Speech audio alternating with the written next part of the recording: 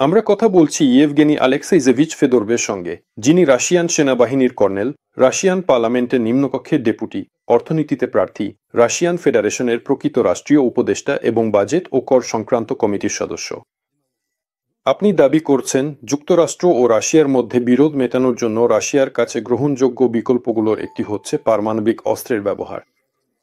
কিন্তু পারমাণবিক অস্ত্র দিয়ে হামলা নয়, বরং তার ব্যবহারের হুমকি, তাই তো? এবং এটি যুক্তরাষ্ট্র ও রাশিয়ার মধ্যে এক ধরনের সংঘাতের অবসান ঘটাবে, যা বিশেষ করে ইউক্রেনে যুদ্ধের মাধ্যমে প্রকাশ পাচ্ছে। এরপর আপনি কেন নিশ্চিত যে এটা কাজ করবে? যখন কৌশলগত পারমাণবিক অস্ত্র তৈরি করা হয়েছিল তখন কথা ছিল কৌশলগত অস্ত্রের। এছাড়াও আছে কৌশলগত পারমাণবিক অস্ত্র। এটি ব্যবহারের জন্য তৈরি করা হয়নি, কারণ এটি এমন এক অস্ত্র যা ব্যবহার করলে, তাত্ত্বিকভাবে যদি ব্যবহারও করা হয়, তাহলে পুরোপুরি এক দুইটা বোমা, গোলা বা ক্ষেপণাস্ত্র নয়, বরং সম্পূর্ণভাবে। এবং সে কি মানবজাতির মৃত্যু, মূলত পৃথিবী গ্রহটাই ধ্বংস হয়ে যাবে। অর্থাৎ এটি শুরু থেকেই কখনো যুদ্ধক্ষেত্রে ব্যবহার করার জন্য তৈরি করা হয়নি। এটি ভয় দেখানোর জন্য তৈরি করা হয়েছিল, আর এই ভয় দেখানোর মাধ্যমেই এটি তৈরি হয়েছিল, মানে যাতে আলোচনায় আসা যায় কৌশলগত পারমাণবিক অস্ত্র হচ্ছে পৃথিবীর সবচেয়ে শান্তিপূর্ণ অস্ত্র, কারণ এটি যুদ্ধ প্রতিরোধের জন্য তৈরি করা হয়েছে। আসলে এটি কখনোই ব্যবহার করা হয়নি। না, এটি সবসময় ব্যবহার হয়েছে, তবে এটি ভয় দেখানোর উপাদান হিসেবে ব্যবহার হয়েছে। অর্থাৎ আসলে এটি রাজনীতির একটি উপাদান, যুদ্ধক্ষেত্রের উপাদান নয়। আর রাজনীতি যদি সঠিকভাবে ব্যবহার করা যায়, তাহলে যুদ্ধক্ষেত্রের চেয়েও শক্তিশালী হতে পারে। এই ব্যবস্থাটি কিভাবে কাজ করে, ধরুন আমরা যদি যুক্তরাষ্ট্রের উদাহরণে দেখি, তাহলে অর্থাৎ একটি হুমকি তৈরি করা হয়।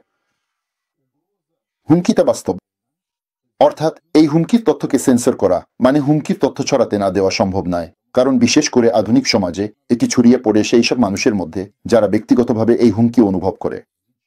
হ্যাঁ, এই হুমকি সংশ্লিষ্ট দেশের কোটি কোটি মানুষের মধ্যে এমন এক প্রেরণা তৈরি করে, যাতে তারা সরকারের উপর চাপ সৃষ্টি করে, যাতে সরকার তাদের উপর থেকে এই ব্যক্তিগত হুমকি তুলে নেয়। না হলে কিছু একটা এসে পড়বে আর আমরা সবাই মরে যাব। কেউ কেউ এমন সিদ্ধান্ত নেয়, কেউ ভাবে এটা মাত্র 1%, কিন্তু সম্ভাবনা তো আছেই। এই হুমকি মেকানিজমটা কিভাবে কাজ করত? ধরুন নিউ ইয়র্ক শহর বিশাল এক শহর। এই শহরেই শুধু মাটির নিচে 4-2000 পারমাণবিক বোমা আশ্রয়কেন্দ্র গোপনে রাখা আছে। অর্থাৎ প্রতিটি বড় এবং গুরুত্বপূর্ণ স্থাপনা নির্মাণের সময় নগর পরিকল্পনার নিয়ম অনুযায়ী পারমাণবিক আশ্রয়কেন্দ্র থাকা বাধ্যতামূলক। প্রশ্ন হচ্ছে, কখনো কি কেউ সোভিয়েত ইউনিয়ন ছাড়া আমেরিকায় পারমাণবিক কৌশলগত অস্ত্র দিয়ে হুমকি দিয়েছে? আনুষ্ঠানিকভাবে তো না। আসলে কারো কাছেই এমন কিছু নেই, কেউই এমন হুমকি দিতে পারে না। কারণ কৌশলগত পারমাণবিক অস্ত্র, অর্থাৎ যেগুলো কৌশলগত লক্ষ্য অর্জনে সক্ষম, সেগুলো কেবল দুটি দেশের কাছেই আছে, যুক্তরাষ্ট্র এবং সোভিয়েত ইউনিয়ন, আর এখন রাশিয়ার কাছে। কৌশলগত মানে যেগুলো কৌশলগত লক্ষ্য অর্জনে সক্ষম। এর মানে হলো গুণগত বৈশিষ্ট্য, অর্থাৎ পৌঁছাতে পারবে, আর পরিমাণগত বৈশিষ্ট্য, অর্থাৎ ধ্বংস করতে পারবে। গুণগত দিক থেকে যেমন দূরপাল্লার অস্ত্র, এমন অস্ত্র আছে ইংল্যান্ড, ফ্রান্স আর চীনের কাছে। পরিমাণের দিক থেকে কেবল রাশিয়ান ফেডারেশন এবং যুক্তরাষ্ট্রের কাছেই আছে। ঠিক আছে, এবার আমরা পরবর্তী বিষয়ে যাচ্ছি। আপনি কি নিশ্চিত এটা আসলেই আছে? কারণ আসুন আমি একটু একটু করে ব্যাখ্যা করি, ঠিক আছে? প্রথমত, সোভিয়েত ইউনিয়নে পারমাণবিক অস্ত্রের মূল ভাণ্ডার গড়ে উঠেছিল 60 ও 70-এর দশকে। হ্যাঁ, ঠিক এইসব বিস্ফোরকগুলোর মূল অংশ তখনই তৈরি হয়েছিল। পারমাণবিক উপাদানগুলো যখন পড়ে থাকে তখন সেগুলো নষ্ট হতে শুরু করে। এটা আপনি ভালো করেই জানেন, তাই তো? মানে সেখানে যাই হোক না কেন, অর্ধক্ষয় প্রক্রিয়া চলতেই থাকে, আর সে অনুযায়ী ধরুন এগুলো তাদের যুদ্ধক্ষমতা হারাতে থাকে। এমনও হতে পারে যে একেবারেই বিস্ফোরণ ঘটবে না, তাই তো? অনেকগুলোই তো একেবারে খারাপ হয়ে গেছে, এটাই এক নম্বর। দ্বিতীয় বিষয়টি হলো, সোভিয়েত ইউনিয়ন ভেঙে যাওয়ার পর ইউরেনিয়াম সংক্রান্ত একটি চুক্তি হয়েছিল। তখন এই উচ্চমাত্রায় সমৃদ্ধ অস্ত্রোপযোগী ইউরেনিয়াম যুক্তরাষ্ট্রে নিয়ে যাওয়া হয়েছিল। এটা কোনো গোপন বিষয় ছিল না, এটা ছিল গুদামঘর থেকে। মানে মোটামুটি নিয়ে যাওয়া হয়েছিল গুদামঘর থেকেই। এটা চুক্তিতেই স্পষ্টভাবে লেখা ছিল, বিও চুক্তি নবগড়তে চানামিদ্দিন। হ্যাঁ, মানে ব্যাপারটা দাঁড়াচ্ছে সোভিয়েত ইউনিয়ন ভেঙে যাওয়া, পারমাণবিক অস্ত্রের পুরনো হয়ে যাওয়া, তার উপর আবার কিছু অংশ বাইরে নিয়ে যাওয়া হয়েছে, তাই তো? আর তার উপর আমরা, মানে আমরা সাধারণ নাগরিকরা, আমরা তো একেবারেই জানি না ওগুলো কোথায়, কি অবস্থায় আছে, কতগুলো আছে, তাই তো? ওগুলো কোথায় রাখা আছে, কতগুলো ওয়ারহেড আছে, কিছুই জানি না।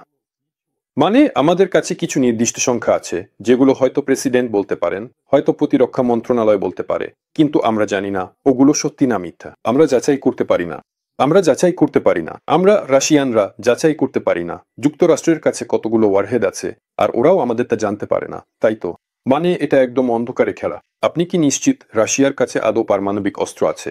আমি এখন একজন রাজনীতিবিদের মতো একটা কথা বলবো, এই অস্ত্রের মান কেমন সেটা গুরুত্বপূর্ণ নয়। মানে সারা বিশ্বে এমন একটা ধারণা আছে যে রাশিয়া ও যুক্তরাষ্ট্রের কাছে কৌশলগত পারমাণবিক অস্ত্র আছে। ব্যাস, এমন একটা ধারণা আছে। বুঝতেই পারছেন, রাষ্ট্র এবং বিজ্ঞানীদের পর্যায়ে তারা যুদ্ধের বিভিন্ন পরামিতি নজরদারি করে, তাই তো? মানে তাদের ক্ষেপণাস্ত্রের অ্যাক্সেস আছে, তারা পর্যবেক্ষণ করে, তাদের কাছে কিছু পরোক্ষ প্রমাণ আছে, মানে যুদ্ধক্ষমতা যাচাই করার কিছু পদ্ধতি আছে, এভাবে বললে চার্জগুলোর এবং আরও অনেক কিছুর। সরকারের কাছে এটা কোনো গোপন বিষয় নয় যে এই অস্ত্র আছে এবং এর পরিমাণ ও মান কেমন। সরকার এমন ভান করতে পারে যে অস্ত্র আছে, অথচ বাস্তবে সেটা নাও থাকতে পারে। আপনি শুনুন এই অস্ত্রের কার্যপ্রণালী কিভাবে কাজ করে। কেউই এর বিস্ফোরণ ঘটিয়ে পরীক্ষা করার কথা ভাবছে না। কেন করা যাবে না? চলুন অন্তত একটা ক্ষেপণাস্ত্র উত্তর মেরু মহাসাগরে ছুড়ে দিই আর দেখি কি হয়। আপনি শুধু নিউ ইয়র্কের গৃহিণীদের বলুন, তারা পারমাণবিক অস্ত্রের লক্ষ্যবস্তু। একটা বরফের ফাঁক তৈরি করলে খারাপ কি? আপনি শুধু নিউ ইয়র্কের গৃহিণীদের প্রতিক্রিয়া দেখুন। 1%, 10%, 50%, সম্ভাবনা যাই হোক, তাদের প্রতিক্রিয়া দেখুন। মানে আমেরিকান সমাজ এমনভাবে গঠিত যে তারা যদি জানতে পারে তারা লক্ষ্যবস্তু, তাহলে সেই তথ্য তাদের কাছে একটি বিপর্যয়কর তথ্য হবে। মানে সরাসরি আতঙ্ক। এরপর বিষয়টা আরও স্পষ্টভাবে 3 থেকে 5% স্কিজোফ্রেনিক, বুঝতেই পারছেন, সবকিছু উল্টে দেবে, মাথা দিয়ে দেয়াল ঠুকবে, মানে জানি না, পালানোর জন্য দেয়াল ভাঙার চেষ্টা করবে। 20% ইন্ট্রোভার্ট, মানে সক্রিয় জনগোষ্ঠীর অংশ, তারা কুকুরগুলোকে নিয়ে গাড়িতে উঠবে, বেরিয়ে পড়বে। 3%-এর মধ্যে কেউ কেউ তো জানালা দিয়েই লাফ দেবে। মানে পুরোপুরি এক ধরনের সর্বব্যাপী আতঙ্কিত জনসমষ্টি গঠিত হবে। এটা সেই পশুর ঝাঁকবদ্ধ অনুভূতি যা সরকারের উপর বিশাল প্রভাব ফেলবে। এটা যদি শুধু জানা যায়, মানে তথ্য আসে যে টার্গেটিং হচ্ছে। আমেরিকান কর্তৃপক্ষ, আমেরিকার গণতান্ত্রিক ব্যবস্থা খুব সূক্ষ্মভাবে গঠিত। এটা আমেরিকান ব্যবস্থার একটা বিশেষ বৈশিষ্ট্য। ওদের কাছে হাজার বছরের উত্তরাধিকার নেই, যা দায়িত্ব, সমন্বয়, আস্থা ইত্যাদির দিক থেকে আরও কঠিন ক্ষমতার কাঠামো তৈরি করতে দিত। তাই সেখানে সবকিছুই খুবই নাজুক সুতো ঝুলে আছে। যখনই তাদের জনসংখ্যার 10, 20, 30% মধ্যে এমন একটি এজেন্ডা দেখা দেয়, রাজনীতিতে একে বলে এজেন্ডা, যে আমরা ভয় পাচ্ছি, আমাদের মনে হচ্ছে আগামীকাল আমরা মারা যেতে পারি, দেশ ধ্বংস হয়ে যেতে পারে, পুরো রাষ্ট্র ব্যবস্থা পুনর্গঠিত হতে পারে। আপনি তো দেখেছেন ওখানে কেমন নির্বাচন হয়, ডেমোক্র্যাট, রিপাবলিকান। হঠাৎ 30% আতঙ্কিত মানুষ দেখা দেয়। সবকিছু ভেঙে পড়ে, ক্ষমতার সমস্ত মৌলিক উপাদান। ভেতরে ভেতরে সংকট শুরু হয়। কোথায় সেখানে? ওখানে কোনো সংকট নেই, সবকিছু স্বাভাবিকভাবেই চলছে। কারণ আপনি যদি সমাজতাত্ত্বিক জরিপ দেখেন, আমার টেবিলেই আছে, কাগজপত্রের ভেতরে রাখা, আমি আপনাকে দেখাতে পারি, যেখানে বলা হয়েছে আমেরিকান সমাজ ইউক্রেন সংঘাতের প্রেক্ষাপটে রাশিয়ান ফেডারেশনের পক্ষ থেকে কোনো হুমকি দেখছে না। একদমই না। আমেরিকান সমাজকে উদ্বিগ্ন করে তোলে মুদ্রাস্ফীতি, বেকারত্ব এবং নিচুতলার অপরাধ। চতুর্থত আসে চিকিৎসা ব্যবস্থা। এই পর্যন্ত কোথাও নেই আমরা ভয় পাচ্ছি। অর্থাৎ সাধারণ আমেরিকান নাগরিকের জন্য এটা একেবারেই কোনো বিষয় না। আমেরিকা ইউক্রেনে 2/3 অস্ত্র এবং 2/3 অর্থ পাঠাচ্ছে। তবুও আমেরিকান সমাজ মনে করে না এটা তাদের যুদ্ধ। একেবারেই না। কিন্তু এটা তাদেরই যুদ্ধ। কারণ ঠিক এই আর্টিলারি ডিভাইস, ড্রোন, গোয়েন্দা তথ্য আমাদের সৈন্যদের হত্যা করছে।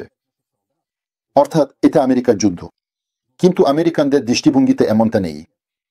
অর্থাৎ যদি আমরা যুদ্ধের তথ্যযুদ্ধের দিকটা নিয়ে বলি, তাহলে আমরা যুক্তরাষ্ট্রের মাটিতে সেটা পুরোপুরি হেরে গেছি। কিন্তু লক্ষ্যবস্তু নির্ধারণের ফ্যাক্টরটি, যেভাবে এটি পুরো শীতল যুদ্ধ জুড়ে কাজ করেছে, স্বয়ংক্রিয়ভাবে প্রাচীন স্মৃতি জাগিয়ে তুলবে। ঠিক সেই স্মৃতি যা এই বোমা আশ্রয় কেন্দ্রগুলো তৈরি করেছিল, যা যুক্তরাষ্ট্রের প্রতিরক্ষা মন্ত্রীদের জানালা দিয়ে লাফিয়ে পড়তে বাধ্য করেছিল, চিৎকার করে রাশিয়ানরা আসছে। স্পষ্টতই এটা কোনো প্যারাট্রুপার হামলা ছিল না, বরং সোভিয়েত ইউনিয়নের দিক থেকে ক্ষেপণাস্ত্র হুমকি ছিল। অর্থাৎ এখানে একেবারে ভিন্ন এক সামাজিক রাজনৈতিক পরিবেশ তৈরি হচ্ছে।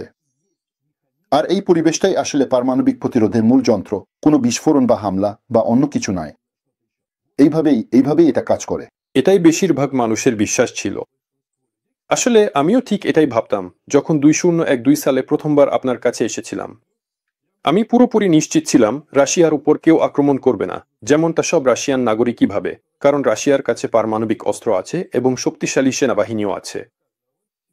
কিন্তু দেখা গেল আজ 2025 সালে 13 বছর পার হয়ে গেছে, আমাদের নিয়মিতভাবে গোলাবর্ষণ করা হচ্ছে। ড্রোন পর্যন্ত আমাদের এলাকায় এসে পড়েছিল, সেগুলোও ভেঙে ফেলা হয়েছিল।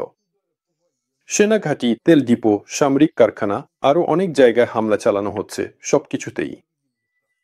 মানে একেবারে সরাসরি যুদ্ধ চলছে এখন। আর আমরা তখন 13 বছর আগে আপনার সঙ্গে আমরা কি বলেছিলাম? আমাদের তৃতীয় পয়েন্টটা কি ছিল? রাশিয়ার কোনো সার্বভৌমত্ব নেই।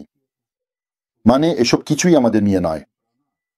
সার্বভৌমত্ব বলতে কি বোঝায়? সার্বভৌমত্ব মানে হচ্ছে ক্ষমতা। আপনার যদি জাতীয় ক্ষমতা না থাকে, আপনি যতই শক্তিশালী হন না কেন, পারমাণবিক অস্ত্র থাকলেও সেই অস্ত্র আপনার স্বার্থে ব্যবহার হবে না। আমি তো বলি রাশিয়ার কোনো পারমাণবিক অস্ত্র নেই, বাস্তবে তাই। এটা কোনো ব্যাপার না। আচ্ছা থাকুক না, কিন্তু ওরা তো সেটা ব্যবহার করতে পারে না। প্রথমত, এটা কোনো ব্যাপার না। দ্বিতীয়ত, রাশিয়ার যথেষ্ট সামর্থ্য আছে, যদি কিছু খারাপও হয় দ্রুত তা পুনরুদ্ধার করতে পারে। অর্থাৎ প্রযুক্তিগতভাবে এটা সমস্যার সমাধানের এক ভিন্ন প্রযুক্তি। মানে আপনি চিন্তা করবেন না, বরং আমেরিকান গৃহিণীদের চিন্তা করতে দিন। বিশ্বাস করুন, তারা পারমাণবিক অস্ত্র সম্পর্কে একেবারেই কিছু জানে না। এটা তো একদম ঠিক। আসলে তাদের জানার দরকারও নেই। তাদের কাজ হলো আতঙ্কিত হয়ে পালানোর সময় গরম সুপে পড়ে যাওয়া।